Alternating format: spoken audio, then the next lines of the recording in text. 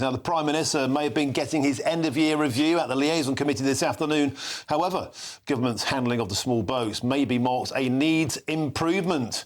Now, migrant crossings hit 40,000 this year, and the Home Secretary Shabana Mahmood has admitted that efforts to smash the gangs were in trouble. Now, the government have been trying to come up with a solution, including a flagship one-in, one-out deal with France. However, there's no signs of those crossings being stopped anytime soon. Well, let's cross now and speak with the former Director General of UK Border Force, Tony Smith. Tony, welcome to the show. Always a pleasure to have your company. Here we are again. It's Groundhog Day. And so on Friday, the Labour Party were saying, oh, great news, 28 days, not a single crossing over the Channel. Tony, you knew it was the weather.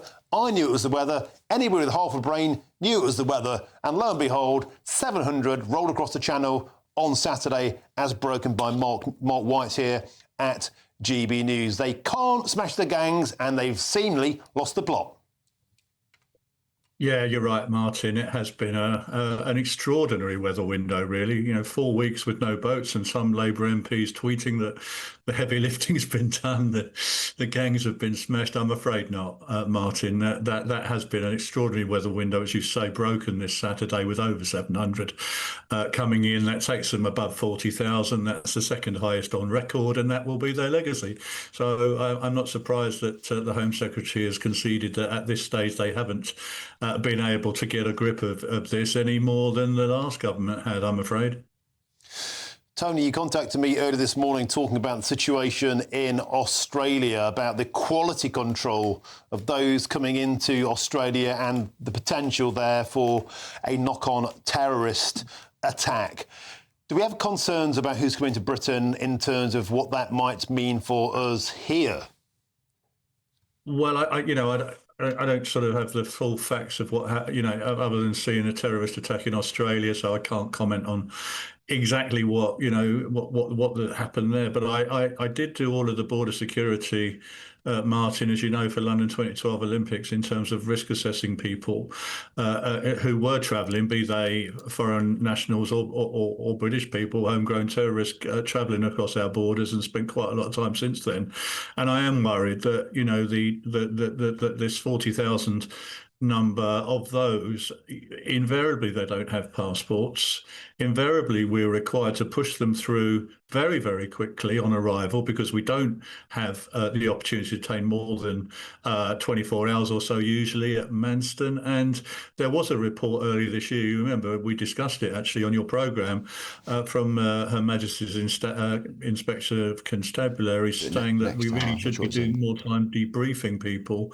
That is a worry of mine, not necessarily in the context of what's happened in Bondi, but in the worry that there may well be people here. We know already that there are a significant number of people come through there and perform criminal acts. Some of those have already performed criminal acts before they came here. We find out after the event. And I'm really, really worried, Martin, that, you know, there may be people amongst them. And I really would hate it if I had to come on your show to explain to people how it was that somebody came in on a smaller boat and, performed a terrorist act in this country. But it is not beyond the realms of possibility.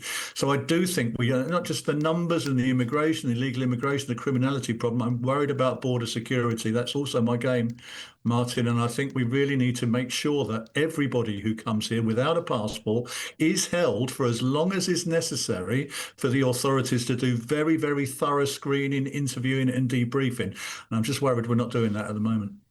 Tony Smith, I think you're exactly right. As ever, thank you very much for your time coming on the show. I appreciate that, Tony Smith. Now let's get back. Using the internet without a VPN, a virtual private network, is a bit like taking to the road without car insurance. All it takes is one unlucky moment to cost you a lot of cash. This video's sponsor is Private Internet Access. They are the VPN to help keep you safe. Click the link in the description below to find out why over 30 million people have downloaded PIA to protect themselves online. A virtual private network is an app that hides your IP address and helps keep your data private. When you're browsing the internet at home, you give up a large amount of data to businesses, to shops, and indeed to social media giants too. Hackers have the ability to steal your personal data with ease, including sensitive information such as passwords, keystrokes, and even your personal photos. Private internet access helps protect your personal data by encrypting your internet connection to keep your data out of the hands of cyber criminals. And it's not just hackers either to be concerned about. Information can be censored too. When Canada passed their C-18 bill, social media giants decided to ban news content on their platforms. But PIA can protect your ability to consume the news and content you love.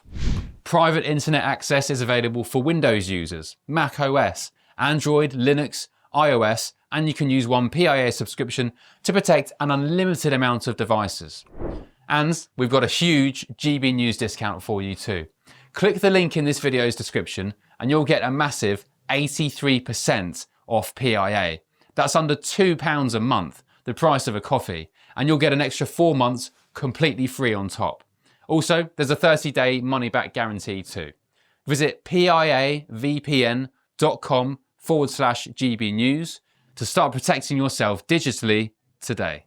To studio for a bit of reaction. I'm joined by the formidable duo of Mark White and Chris Hope. Mark White, I'm going to come to you first because, of course, you broke the story on Saturday. You and I were speaking privately on Friday.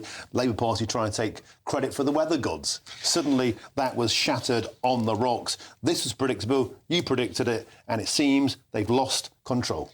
It's not the first time that government has done this, because you'll remember that under James Cleverly, when they had again, quite a long spell of bad weather, the same type of bold claim that it was government policy that was having an effect here. Well, clearly it wasn't. It was 28 days.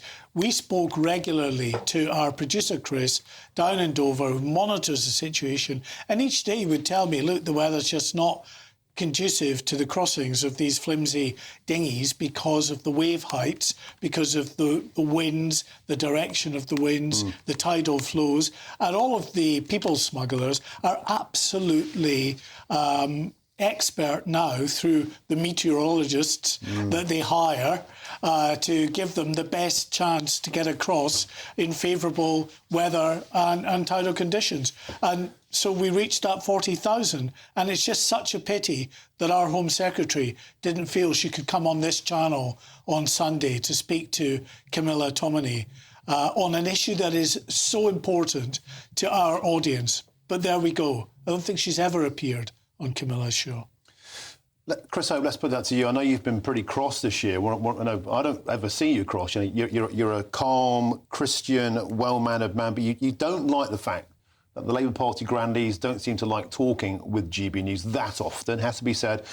Is there a concern here about Shabana Mahmood on the day in particular when that 40,000 threshold mark was reached? They didn't seem to want to talk to us. Well, she was around pushing her violence against women and girls strategy, which is really, really important. But I think she should come and talk to the viewers. She did give an interview to us for GB News a few weeks ago now. But any opportunity should be given to us to speak to us. Yesterday, she couldn't find time in her diary, and it isn't right. We've got this target, this 40,000 figure gone through on small boats crossings. We've got this, they're trying to get up this grooming gangs inquiry. How will that work? Do its work. She was talking elsewhere about it, but not to our viewers, and that makes me very cross indeed. But yeah, she can find time to speak to Sky News, and she can find time to speak to the BBC.